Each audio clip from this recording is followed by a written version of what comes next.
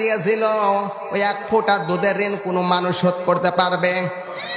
একজন সাহাবী এসে বলছে, ইয়া রাসূলুল্লাহ, হাবিবাল্লাহ, আমার জনম দুঃখিনী মায়ের ঋণ আমি শোধ করে দিয়েছি। আল্লাহ নবী অবাক হয়ে গেলেন, কি বলে পাগল, হে যুবক, কিভাবে তুমি শোধ করলে? ওই যুবক বলছে, হুজুর, আমার মা মুরব্বী হয়ে গিয়েছে, অসুস্থ হয়ে গিয়েছে, উঠতে পারে না, বসতে পারে না। আমি বড় একটা ডালি নিয়েছে, ঝাঁকা নিয়েছে, ওই ডালির ভিতরে জনম দুঃখিনী মাকে আমি রেখেছি। ঝাঁকাটা মাথায় বহন করে আমি 7 বার মক্কায় যে তাওয়াফ করেছি। কয়বার? জোরে বলেন, কয়বার? শুধু তাই নয়, মুজদালিফায় গিয়েছি, সাফা মারওয়া সাই করেছি। আমি হজের যতগুলো কার্যক্রম আছে সম্পূর্ণ সম্পাদন আমি করেছি। হে নবী, পরিপূর্ণ হজ করতে গেলে বহু কষ্ট হয়। পৃথিবীর কোন মানুষ যদি কোনো মানুষকে কাঁধে নিয়ে মাথায় করে হজ করতে যায়, তার কতই না কষ্ট হয়। কথা বলেন ঠিক কিনা? এই লোকটা এসে বলছে, হুজুর, আমি আমার মায়ের দুধের ঋণ শোধ করে ফেলেছি। আল্লাহ নবী বলেন, ও যুবক, যখন তুমি জন্ম নিয়েছিলে, দুনিয়ার মুখ দেখেছিলে, তোমার মা এক ফোঁটা দুধ না দিয়ে যদি লবণ ঢুকিয়ে দিত, তোমার গালের ভিতর মারা যেতে। কথা বলেন ঠিক কিনা? সেই জনম দক্ষিণী মার শুকরিয়া আদায় করতে হবে। জবান দিয়ে বলে আলহামদুলিল্লাহ। জনম দক্ষিণী মার শুকরিয়া আদায় করতে হবে। কেমন করে তুমি শুকরিয়া আদায় করবে? আল্লাহ নবী বলেন, আল্লাহ নবী সাহাবী আজমাইনদেরকে নিয়ে বসে গনিমতের মাল বন্টন করতেছে।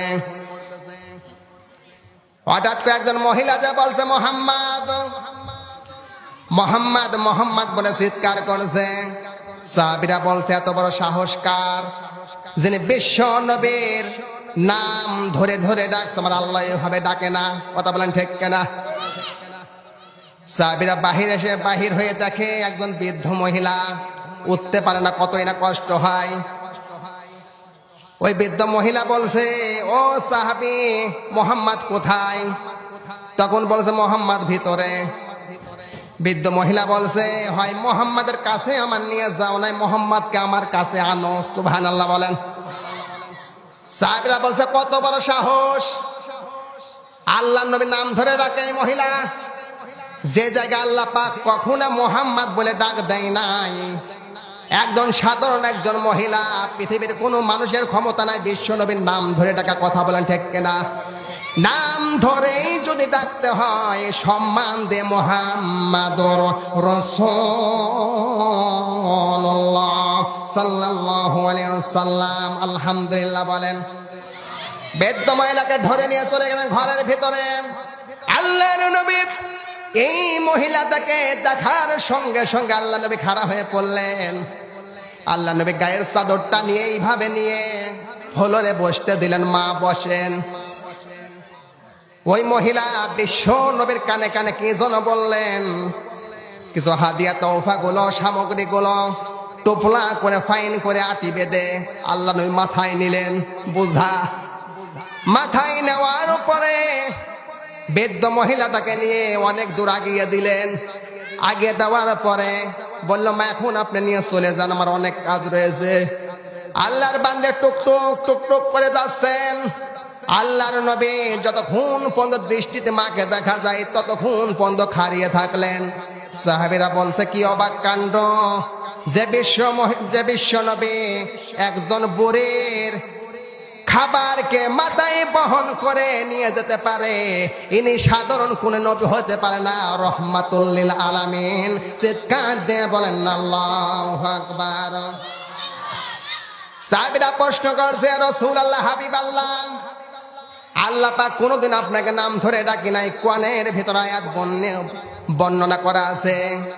আল্লাহ পাক কখনো বলছে, ইয়া আইয়ুহাল মুযাম্মিল, ইয়া আইয়ুহাল মুদাসসির, হে কম্বলওয়ালা, হে কম্বলওয়ালা, ইয়া চাদরওয়ালা, ইয়াসিন, তাহা। চিৎকার দিয়ে বলেন আল্লাহু আকবার। এই মানুষটি আল্লাহ পাক মুজাম্মিল বলে ডাক দিয়েছেন, মুদ্দাসসির বলে ডাক দিয়েছেন। কাকে? আল্লাহ কাকে ডাক দিয়েছেন? মুহাম্মদকে। আল্লাহ পাক ডাক দিয়ে বলেছেন তাসিন ইয়াসিন। আল্লাহু আকবার। আল্লাহর নবী যখন বসে আছে, সাহাবীরা প্রশ্ন করছে, হে রাসূল, আল্লাহ পাক এত সম্মান দিয়ে আপনাকে ডেকেছে, এই মহিলাটাকে। আল্লাহর নবী চোখের পানি ছেড়ে দিয়ে কাঁদছে, সাহাবী, আমার জন্মধাত্রী আমার মা কিছুদিন পরে মারা গিয়েছে। যে মায়ের কোলে কাকলে উঠে আমি মানুষ হয়েছি, বুকের দুধ খেয়েছি, নিজের মায়ের বুকের দুধ আমি পাই না। আল্লাহু আকবার বলেন। নিজের মায়ের স্তনের দুধ আমি মুহাম্মদ পাই নাই। সে হচ্ছে যার বুকের দুধ খেয়ে আমি বড় হয়েছি, সে হচ্ছে হালিমাতুস সাদিয়া। সে কাঁদে বলেন না সুবহানাল্লাহ। বিশ্ব নবীর আপন মা না, কিন্তু যে নবী একজন মহিলার দুধ খাওয়ার পরে এত সম্মান দিতে পারে, ও বন্ধু আমার, তাহলে নিজের মায়ের প্রতি সন্তানের ভালোবাসা কেমন থাকা দরকার? কথা বলেন, জোরে বলেন। ছোট্ট একটি বাচ্চা এসে বলছে, মা তোমার সাথে কথা আছে, একটা ভাউচার রাখো, দেখো। জনম দুঃখিনী মা বলছে, ভাউচারে কি লেখা আছে?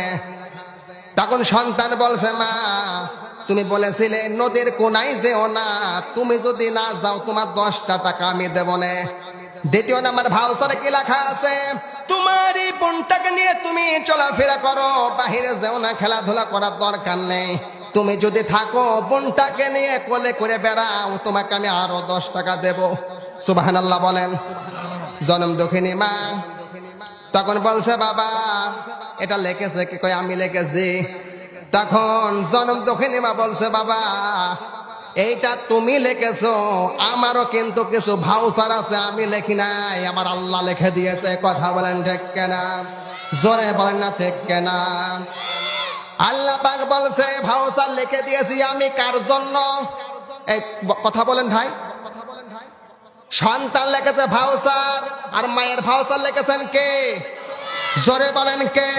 ওয়াসাইনাল ইনসানা বিওয়ালিদাইহি ইহসানা হামালাতুহু উম্মুহু কুরহা ওয়া ওয়াদাআতুহু কুরহা ওয়া হামলুহু ওয়া ফিসালুহু সালাতুনা শাহরা। জোরে বলেন আল্লাহু আকবার। সূরা আহকাব 26 নম্বর পারা 2 নম্বর সাবা 2 নম্বর লাইনের 10 নম্বর লাইনের 2 নম্বর রুকুর 15 নম্বর আয়াতে কারিমা। তাফসিরে ফি জিলালিল কোরআন, তাফসিরে তাফহিমুল কোরআন, তাফসিরে খাজাগান, তাফসিরে মারিফুল কোরআন।